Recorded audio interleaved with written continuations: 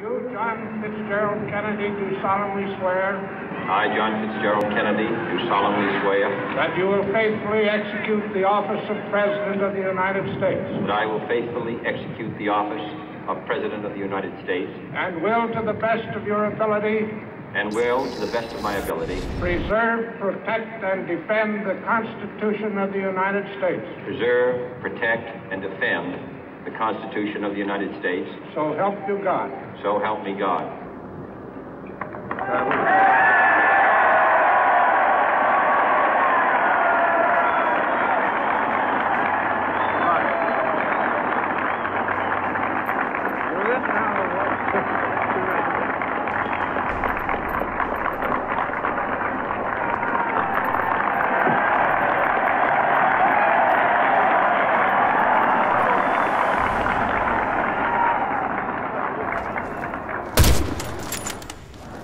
President Johnson, Speaker, Mr. Chief Justice, President Eisenhower, Vice President Nixon, President Truman, Reverend clergy, fellow citizens.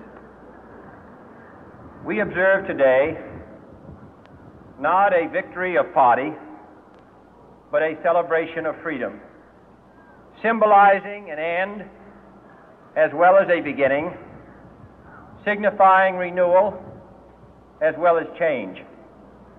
For I have sworn before you and Almighty God the same solemn oath our forebears prescribed nearly a century and 3/4 ago. The world is very different now. Уничтожьте отряд врага. For man holds in his mortal hands the power to abolish all forms of human poverty and all forms of human life. And yet the same revolutionary beliefs for which our forebears fought are still at issue around the globe. The belief that the rights of man come not from the generosity of the state, but from the hand of God. We dare not forget today that we are the heirs of that first revolution.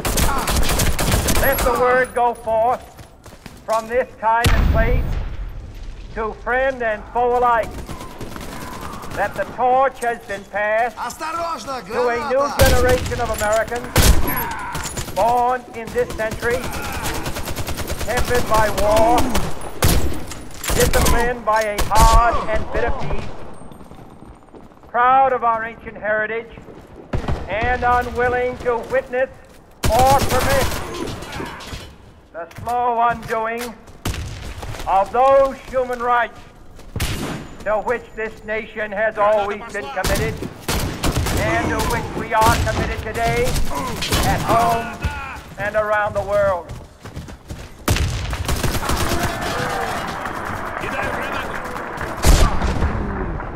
Let every nation know, whether it wishes us well or ill, that we shall pay any price, bear any burden, meet any hardship, support any friend, oppose any foe to ensure the survival and the success of liberty.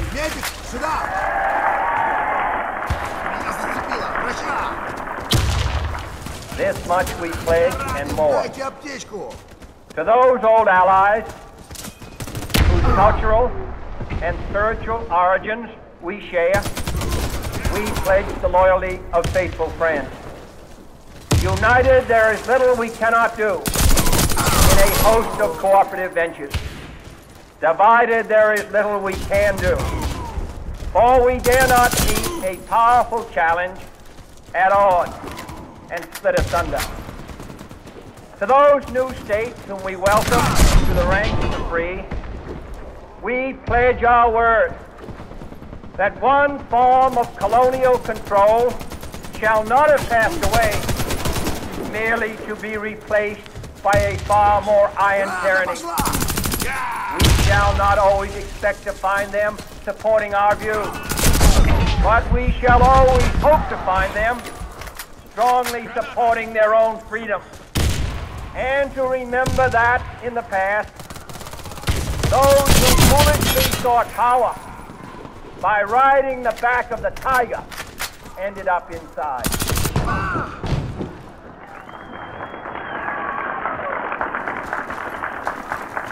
To those people in the huts of villages across the globe, struggling to break the bonds of mass misery, we pledge our best efforts to help them help themselves.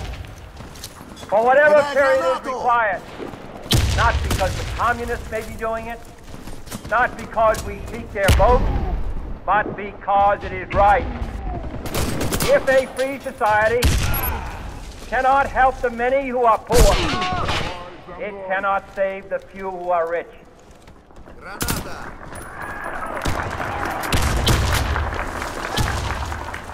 To our sister republics, south of our border, we offer a special pledge to convert our good words into good deeds. In a new alliance for progress, to assist free men and free governments in casting off the chains of poverty.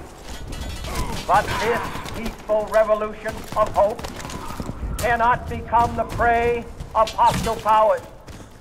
Let all our neighbors know that we shall join with them to oppose aggression or subversion anywhere in the Americas.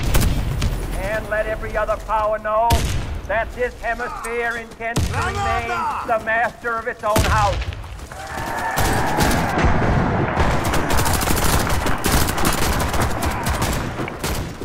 To that World Assembly of Sovereign States, the United Nations, our last best hope, in an age where the instruments of war have far outpaced the instruments of peace, we renew our pledge of support to prevent it from becoming merely a forum for invective, to strengthen its shield of the new and the weak, and to enlarge the area in which its writ may run. Finally, to those nations who would make themselves our adversaries, we offer not a pledge, but a request that both sides begin anew the quest for peace. Before the dark powers of destruction, unleashed by science, engulf all humanity in planned or accidental self-destruction. We dare not tempt them with weakness, for only when our arms are sufficient beyond doubt can we be certain beyond doubt that they will never be employed. But neither can two great and powerful groups of nations take comfort from our present course, both sides overburdened by the cost of modern weapons, both rightly alarmed by the steady spread of the deadly atom, yet both racing to alter that uncertain balance of terror that stays the hand of mankind's final war. So let us begin anew, remembering on both sides that civility is not a sign of weakness, and sincerity is always subject to proof. Let us never negotiate out of fear, but let us never fear to negotiate.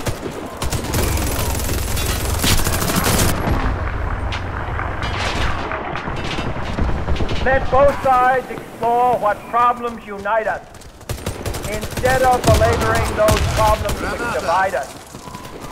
Let both sides, for the first time, formulate serious and precise proposals for the inspection and control of arms, and bring the absolute power to destroy other nations under the absolute control of all nations.